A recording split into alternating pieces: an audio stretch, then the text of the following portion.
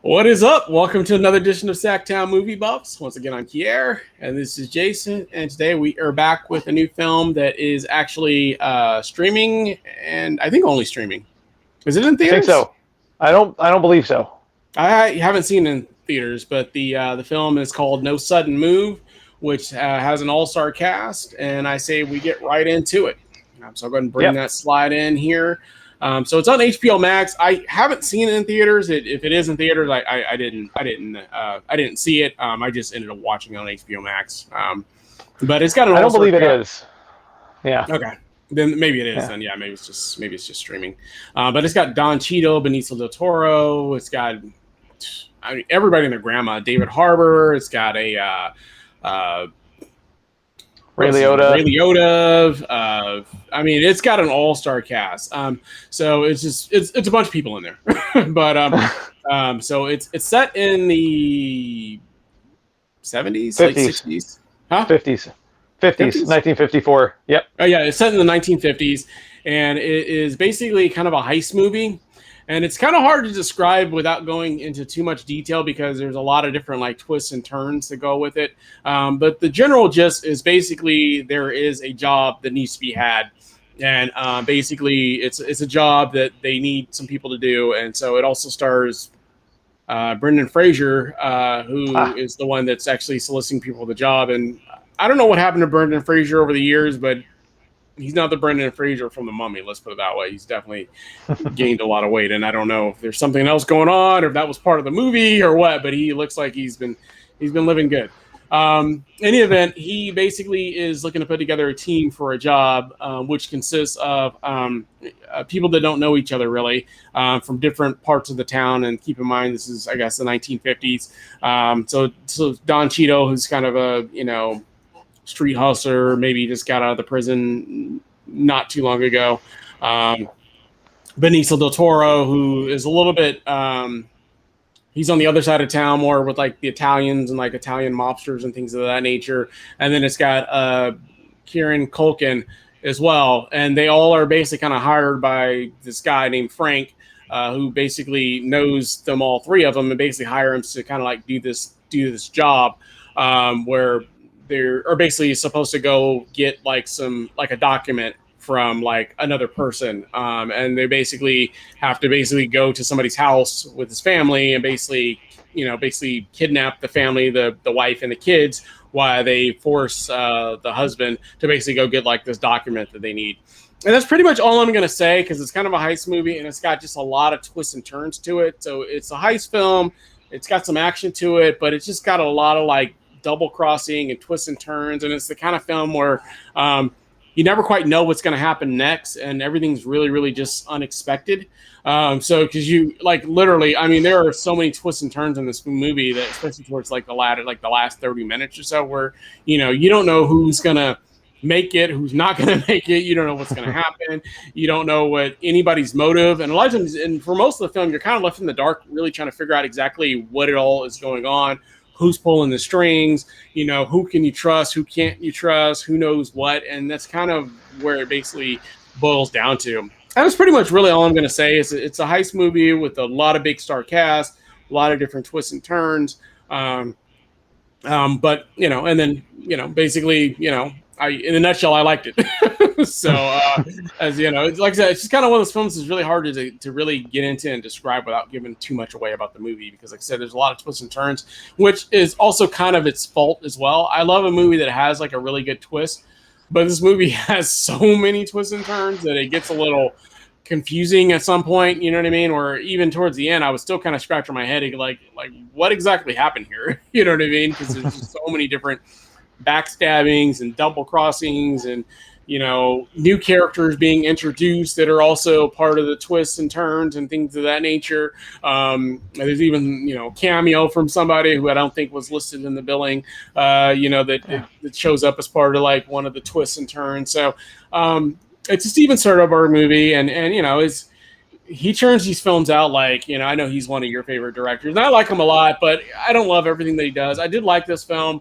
My only small gripe with him and his films is for like the last, 7-8 years, he's been recording everything on an iPhone. And so there were definitely some shots where it looked a little like stretched out or like elongated, I felt like, because he was using an iPhone. So I don't know, maybe that was intentionally, but it did look a little weird. And I don't know why he does everything on the iPhone. I don't understand why. I don't know if he did this one on an iPhone, I'm sure, but I know that he definitely did use shots. Oh yeah, he was using he used a wide angle lens for every shot. That's what was different about this movie, and nobody ever does that. Like, you don't really notice it unless it moves. Like, but if you pay attention, like even the stationary shots are with a wide angle lens. But then when it moves, you can really tell, because it's like, whoa, it's kind of it makes you a little dizzy if you.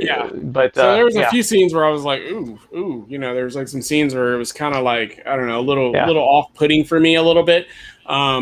Which, you know, I know he's trying to be creative and do these creative type things, but I don't know. I don't know that necessarily works the best always, you know, just in my opinion. But overall, I enjoyed it. I did have some issues. It definitely wasn't one of his best films, in my opinion, but it wasn't a bad film, I thought, you know. But like I said, I'm not as huge of a fan as you are. I like a lot of his movies, but a lot of them are just kind of middle of the road, and this one I felt was kind of in that same vein where I liked it, but I didn't necessarily love it.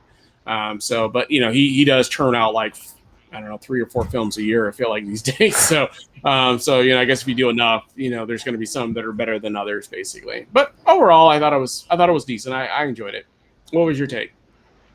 Yeah, I liked it. I liked it quite a bit. And yes, he is one of my favorite filmmakers for sure. Like, he makes so many movies, and like, I don't know if anybody has had that level of productivity and like done so well with all of them. Like, you know, I haven't loved everything he's made, but I've loved almost everything he's made, and he's shown that he can make just about any kind of movie, like any genre you can think of, and he can do it, like, and almost make it look easy, you know. And this is good. It's not one of like top tier Soderbergh for me, but I thought it was really good. I liked the first half, especially. The first half is like great, I thought. Yeah, like, I enjoyed the first half definitely more than the second half. It just got too twisty turny for me for the second half.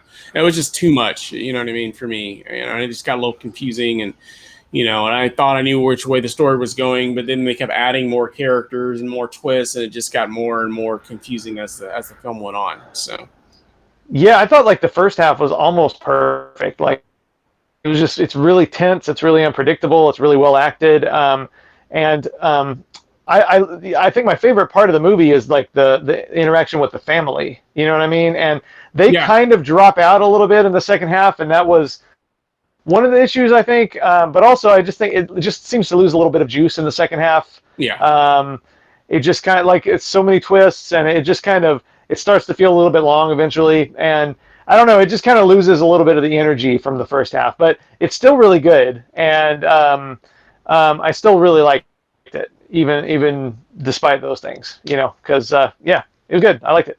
Yeah, cool. Yeah.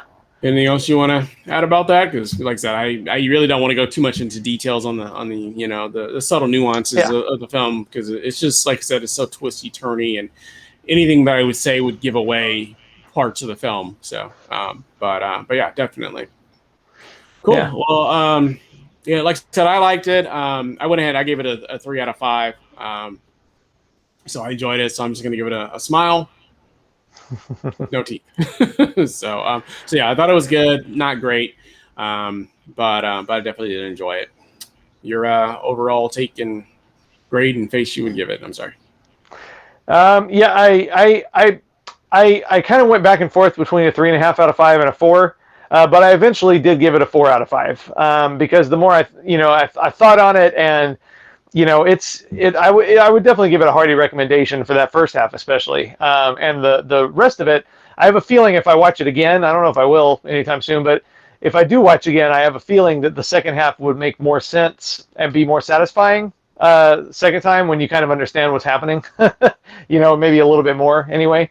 But yeah, I did like it. I gave it a 4 out of 5, B+. So, you know, I don't know. Yeah. Cool. Yeah. Yep. I know it's kind of your default grade these days. Everything's 4.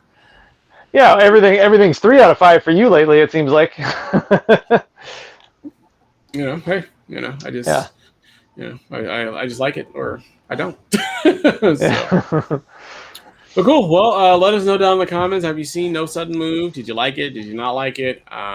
as always, if you like the channel, we ask that you like, subscribe, make sure you hit that bell notification, and we'll be back again with another show for you guys again real soon.